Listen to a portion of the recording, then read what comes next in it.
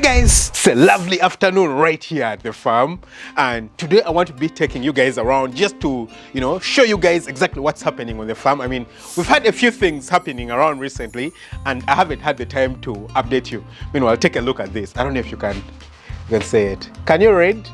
Busy, do not disturb. Yeah, so I usually put this. Well, it's literally permanent right now. So what I do is that when I'm busy and I'm working inside my house, I just slide the door closed and, the people can read this. When I'm not busy and I'm not working, I'll just, just like that. And so it's not revealed. You can see the inside of the house, but it's not revealed. As soon as I get working, there you go. So that's my, inhibitor of having the guys on the farm not distracting me when I'm working. Take a look at this. We got ourselves a pressure washer. Yeah, it's a car pressure washer for cleaning the chicken houses. Very good tool for cleaning the chicken houses. I'm going to be showing you guys around the chicken house. You can take a look at the scooter. Very lovely. Meanwhile, up to now, I still haven't placed a number plate on the scooter. But well, I only use it to ride around. I mean, since I got it, it only has, what? 1,030 kilometers ridden. I mean, it feels like I'm a snob. I'm not utilizing the scooter. You can see the compound all around. It looks really good. And then I'm going to be showing you guys around. Meanwhile, take a look at, our hibiscus hedge. You can see that at this point it has really grown. And I think it's because this is where this water tank over here drains. So when the guys open or they are cleaning anything, you can see that some water spills right here and it moves. So the one that's around here has grown really high. The one that's further away, a bit, something like that. And the guys have planted kale again right here. I told them not to plant anything, but anyway, it's just kale. I don't want to have a lot of vegetation next to the chicken houses. So guys, this is the very first chicken house that we built on this farm. And we off-laid. Yes, we managed to off-lay. I off-laid this flock when it was like, what, 80-something weeks. It was still productive, but then I had to weigh it against particular things. This is some of the manure that I've removed. A little bit of it is left, yeah? Most of it I actually did sell. I have a few bags remaining here, but I need them to go away. So I'm going to tell the guys to remove them. Let's just get in and show you guys exactly what's happening. So you can see the chicken house, yeah? So we off-laid, as you can see. The chicken house is very clean, looking very beautiful. As you can see, well, it's not so clean, but we've gotten out all the, the manure. As you can see, it's a concrete floor, and we've done some renovations. So we had rats disturbing us, and the rats had dug holes, around the areas. I mean, getting rid of rats on a poultry farm is so freaking difficult. So difficult. But we managed to get them off. So we renovated the house. But the biggest problem is, can you take a look at that? Look at all the dirt. Yeah, you see all that dirt in between these crevices. I mean, I don't know if you can see it right there. Yes, you can see the dirt in between the crevices. That's literally impossible to wash with your hands. Take a look at that. Can you see that? So sometimes, because we do have birds up, sometimes, the litter, everything will pour through, and it will pour on the sides like this. This is impossible to wash with your hands. So it's because of this that I decided to get a pressure washer, yeah? So it's going to help us clean all these iron sheets really, really nicely, yeah? You see all that. So the pressure washer is going to help us flush out all that. I mean, in just a few hours, we should be done cleaning the entire house, yeah? Same thing with this side of the house. Can you see that? That you can't clean with a broom or with a brush or something like that, yeah? You literally need a pressure washer, so that's why we did that, as you can see. And, all this other side, all these, all that, we need to use the pressure washer for, yeah? Same thing with the top. Actually, let's move to the top so that I show you guys exactly what's happening with the top. This was also spoiled. We've had to do some renovations, and I think it's now fine. Yeah, they need to get rid of the manure. Here are laying boxes. So we got the laying boxes out, we've cleaned them. Unfortunately, the tarpaulin wasn't enough to cover all of them, but as you can see, these are our laying boxes that we are currently utilizing. They have been placed outside because when you're cleaning a chicken house after, off-laying or culling a flock, you want to make sure that everything is cleaned properly. So we've gotten rid of them. I mean, we'll just take our ramp and go up here. And now you can see. Yeah, so you can see the floor right here. I mean, yeah, we haven't gotten the dirt out the way we would want it to get out. Yeah, so the guys tried to clean, but you can see that at this point, we still have some manure stuck So, I mean, this is pressure washer work. So at first, the pressure washer will come in and dump it all, you know, pour water all over so that, you know, all these damp places, get a bit damp. And then maybe after a few minutes, maybe 30 minutes or so, they come and pressure wash properly, remove each and everything in here. So that's how we're going to, you know, clean. So this is the top. Of course, there's a bit of renovation that needs to happen, but in maximum a week this place should be ready, and we're going to have a flock coming inside here. Another thing that we need to repair is the drinker system. Yeah, you can see our pipes, some of them are okay, but some of them are really dirty. I mean, take a look at this. It literally has a lot of like algae inside and stuff like that. So we need to get them renovated. It's a beautiful day, very beautiful. So let me go and show you guys a little bit more of what's happening around the farm. So as you guys might know, I've had a few water challenges on the farm. Yeah. So personally connected to the national water grid in the area, you know, to get water coming in the area. But sometimes it becomes really problematic. I mean, if there's like a power blackout or something like that, they won't pump water. And a few times I've had to, you know, go and get water from a borehole nearby. You know those boreholes which they pump by hand? Yeah, I've had to go and get water from there, and it's really frustrating, yeah, because you can imagine how much water these chickens consume. Yeah, currently we have 5,000 birds because 2,500 of them have been off late. So 2 chicken houses, one over there and this one right here. The one we've been in is the one over there, and it's, you know, completely empty. Yeah, very soon we're going to be bringing in a flock, you know, the flock that we've been brooding. I don't know, have I told you guys about the flock we're brooding? I don't know, I don't think I have. Interestingly, yeah? I'll probably be showing you that flock very soon, but that flock that we are currently brooding needs to move over there. Yeah, I always brood all my flocks at my dad's land. That's the place where I constructed my first chicken house, and my dad is still kind enough to let me, you know, use it. Yeah, so I still brood over there. It's about 1 kilometer away from here. In fact, less than 1 kilometer away from here.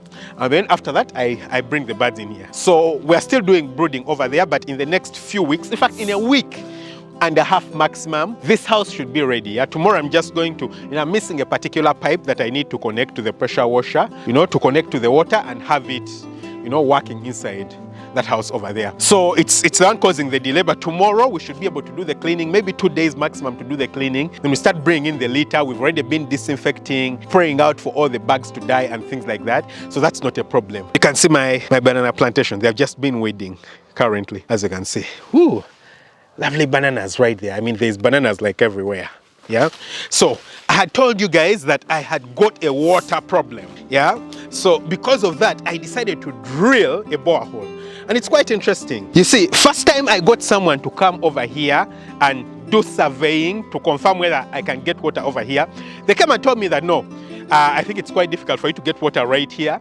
You need to get water in your neighbor's land, I mean, just below. I talked to my neighbor and he was cool with it. I mean, he's a really nice neighbor, yeah? He's the one that lives just next to me. He was really cool with it. We're like, okay, we'll put a borehole there, and then we just both utilize it. I mean, I use the water, I send some water to your home, and we are good. And then, recently, just when I was off-laying that flock, I decided to bring in another group of guys. Just when I had gotten the money, I was like, well, let me bring in another group of guys to drill the borehole. So, of course, they need to survey, yeah? And when those guys also came, they told me, whoa, we can get water in your land, yeah? So they identified this place, which I should have shown you guys in one of my more recent videos. And we were like, okay, cool. If I can get the water in my land, why not? So the guys come over, I mean, as you can see here, the guys put their machines, they started drilling, and they drilled, 50 meters, nothing.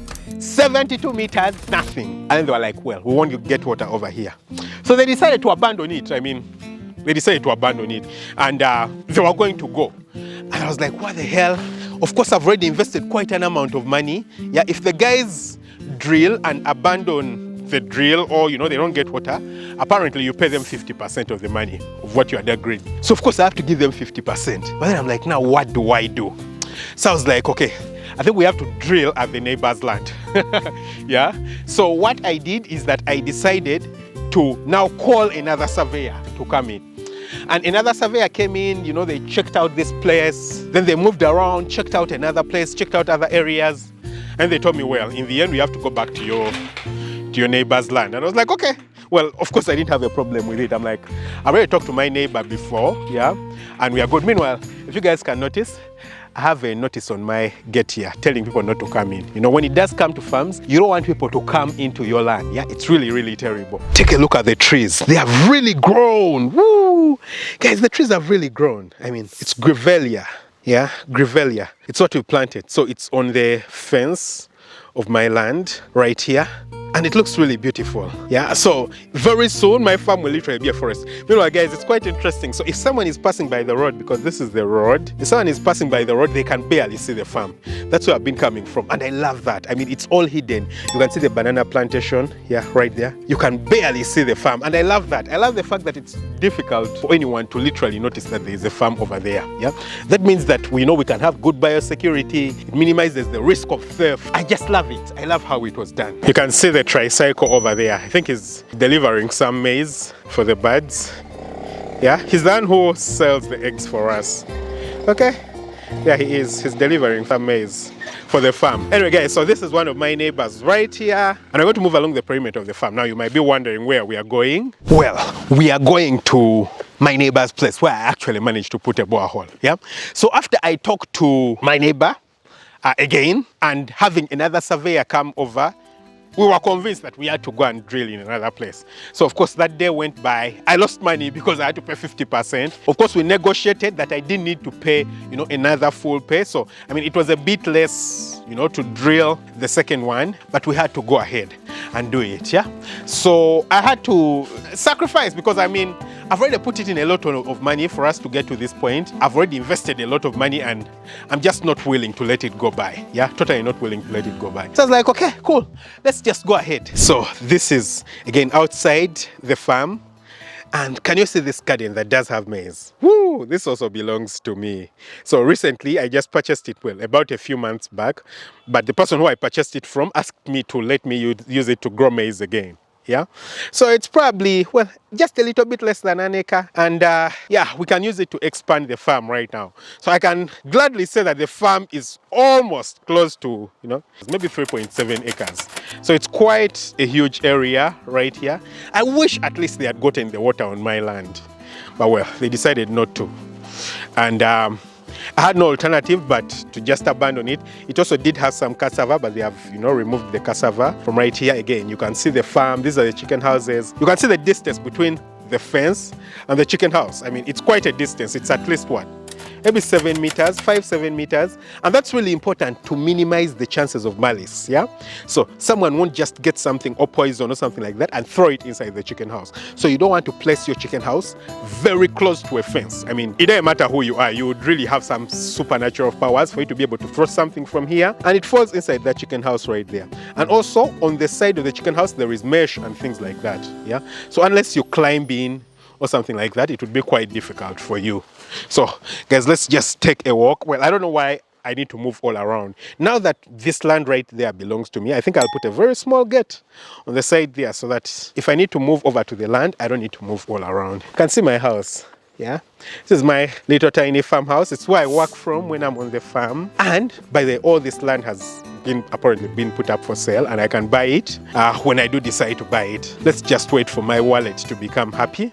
And you can see that some people have grown tomatoes around. They don't look so happy and healthy. I think because, you know, the rains have disappeared or things like that.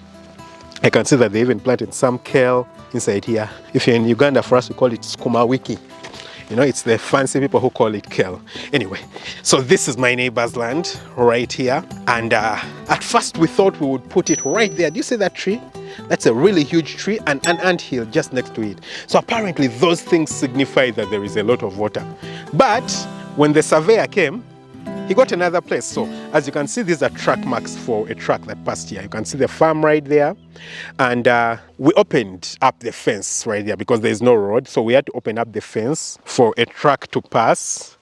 And right there is where we did manage to get water. I mean, let's just get close by. So yes, guys, this is it. This is where we managed to get water. And you can see the pipe. Now, of course, we haven't installed the pump and, you know, the other things. But the biggest hurdle has been put, yeah? We did manage to get water. And it's quite an amount of water, yeah? I think it's 12 cubic meters per hour. That's quite an amount of water, eh? 12 cubic meters per hour. It's quite a huge amount of water that we can pump from here. Now, we haven't done the pumping to know exactly for how long we can be able to pump it, but honestly, my chickens don't need too much water. It doesn't matter what I put here. I mean, 12 cubic meters per hour is quite an amount. Even if I just pumped for 1 hour, that would be perfect, you know, enough to fill my tanks. My neighbor's home is right here. I don't know, you guys might not be able to see it, but well, I can zoom in. Yeah, I think you can see a home right there in between the trees. So I'll have to send him some water right there. So again, it was quite interesting what happened here. Yeah, so I decided to ask a friend of mine who is really good when it does come to water stuff. I mean, he has worked with you know, water drilling companies before and things like that, and he really understands this stuff. So I asked him to come and be around because honestly I don't know this stuff and I didn't want the guys to manipulate me. You want an expert around for such stuff. So he came around, and again they drilled up to I think 76 meters and they wanted to abandon the drill. Again, they were like, no, we failed to get water. I mean, it's quite crazy. He says that it's very rare that people drill up to, you know, 70 something meters in Uganda and they don't find water. Over here it was 70 something meters and they still hadn't found anything. So I remember I wasn't around at that point. He called me and he told me, you know, we are 70 something meters and we haven't got water, but I still think we're going to get water. So the guys, the drilling company, wanted to abandon it and go, but he was like, no, let's push. Yeah, you're going to have to give the guys a bit more money, but they're going to drill. Yeah, and I'm sure they're going to find water. So they managed to drill and they found the water at around 83 meters in terms of depth. Whew. The relief when I saw the pictures and the video of us finding water over here. And so they continued drilling up to around 92 meters, and then after that they placed the casing and the pipe that you see right here, and they closed it off. And of course they saw the volume of water that was coming out. They tested it and it was what, 12 cubic meters per hour. So that's good. That's really, really good. I mean, the biggest hurdle has been overcome. That is at least a really good thing. I'm personally very happy about that. Now we need to move on from that, and moving on from that means, you know, we need to install the pump. I need to build a tank stand. I need to build a tank stand for, you know, 20,000 liters at the very top of the hill, you know, at the very top, close to the gate where we get out, so that, and we build it 20 feet high so that all the water then enters all the tanks by gravity. We don't need to do any pumping. That's what I want to do, yeah, so that the water goes into the tanks by gravity. So we pump all the water into the 20 meter, you know, tanks using a pump. But then all the water then moves down by gravity. So that's what I'm going to be doing. And then after that, of course, we'll have to install, you know, the pump and everything like that. But I mean, that's the lesser work. At least the biggest hurdle of having no water has been sorted. So tell me, guys, what you think about this in the comment section below. I'm quite excited. I'm happy to be updating you guys again. I mean, it's been a while. Yeah, it's been a while. I've been very busy working on the academy, and yeah, the academy is ready. Honestly, it's really ready. And I've already gotten people coming in, and we are ongoing with the trainings. Yeah, people's lives are already getting changed. I mean, you want to start a farm, scale and grow the farm. People are already getting in, and I'm really excited about it. Tell me what you think in the comment section below, you know, about my water system. Have you encountered such stuff before? Yeah, it's quite expensive, guys. Drilling is quite expensive. I know I posted this on X, on my X profile, and people are asking me that, hey doctor, how much does it cost to drill a borehole? How much does it cost? Guys, there's nothing like a price for drilling a borehole. I mean, it all depends on the depth. Of course, for me, it turned out to be really expensive because I had to do it twice, number one. But again, I went to a deeper depth than what usually happens. So it wasn't cheap, and I still have a bit more work to do. But at least our goal has been met. That simply means that, you know, my water bills are going to reduce. My water bills have been crazy over the past few months. They've really been crazy, and it's not something I was willing to continue with. Anyway, I hope you guys have enjoyed the video. Don't forget to hit the subscribe button, smash the notification bell. Catch you very soon with another video. Lots of love. Bye-bye.